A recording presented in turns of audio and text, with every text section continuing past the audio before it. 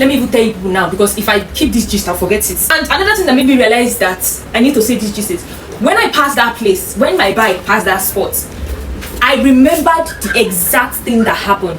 That's how I knew that I've not healed. You guys have not healed. I was sexually assaulted. Let me give you the scenario. This was like, I think it should be like 6 years ago now.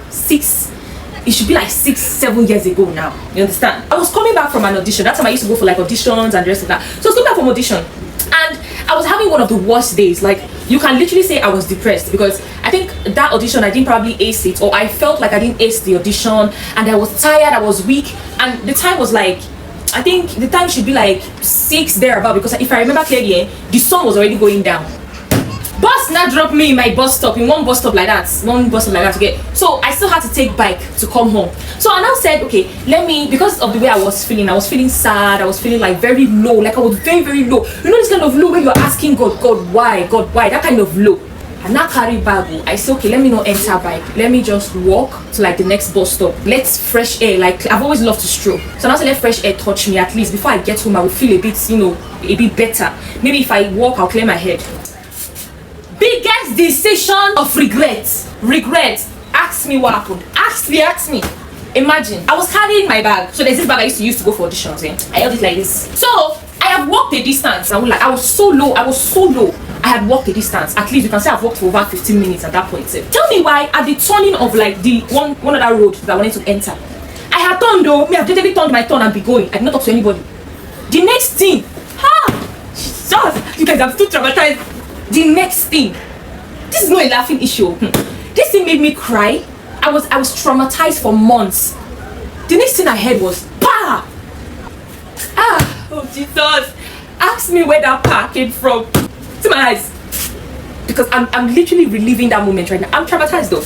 Ask me where that pa came from. My bum bum. The pa came from my bum bum.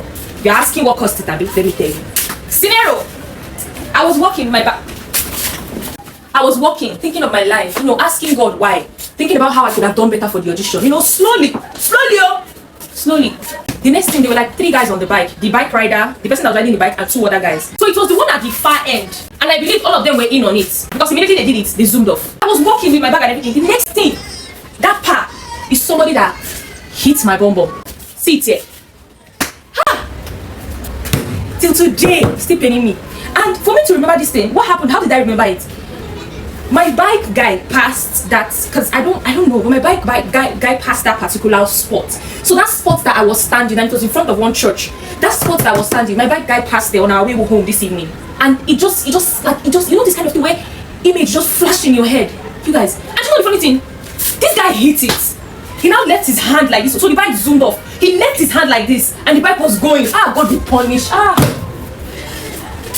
His hand was going, like he left it up. Like he was proud that he did it. Then I heard laughter. The other 2 guys were laughter. Then him. When I turned, I was shocked. I was shocked. I couldn't even scream. That is sexual assault. I couldn't scream. I couldn't do nothing. I was shocked. Like I froze. I froze at a spot.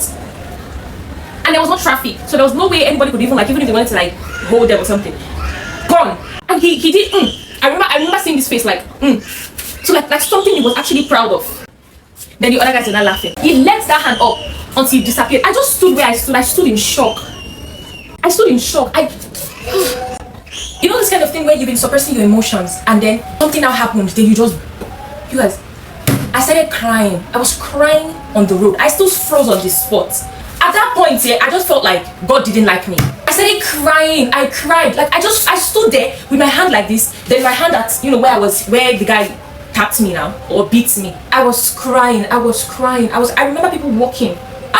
I remember people walking, and they were staring at me like, what is wrong?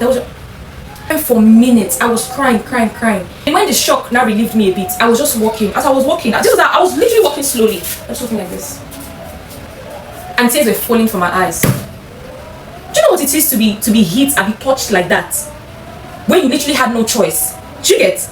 You can't, and the thing is, even if you wanted to do something, you can't do anything because they had already gone. There was no traffic, there was nothing, it was on a bike. And you know how these rough guys drive bikes now? That's how I cried. Fuck. I cried, and I got home. I just went inside. I didn't even talk to my mother. I just went inside. I cried. I cried. And that thing literally, it shocked me. Like, the shock for months, that particular road, I didn't pass that road. Anytime I wanted to go, and the good thing about this the family house area is that like several places you can always navigate. If you want to get to the main road or you want to go anywhere, there are thousands of ways to navigate. You get. I didn't pass that road for months. I cried. I cried. And then I remember before, when I was not crying, like when I stood there, I froze. When I was not like defrozen, I remember that this was the first time in my entire life that I knew that I had opened my mouth to curse somebody. The next thing I just said was, when you have brought me this pain. I think the curse I even laid on them was that they were not even going to live long safe. I think that was the curse I dropped. I'm not going to lie. I think I said something in between, they will forever face pain and never get out of it. And you know this kind of thing when you feel it in your heart. This thing when you talk, Asheni. And the funny thing is, even if those guys should pass me on the road now, I wouldn't even know. Like I can't tell. I don't know who they are. That was how fast the speed was. But it's that I know they were dark, and I heard the language that they spoke on the bike that they passed. And it was while I was passing there, when my bike guy passed there, I just like the flash just, hey. It is well, and I'm still gonna curse them again.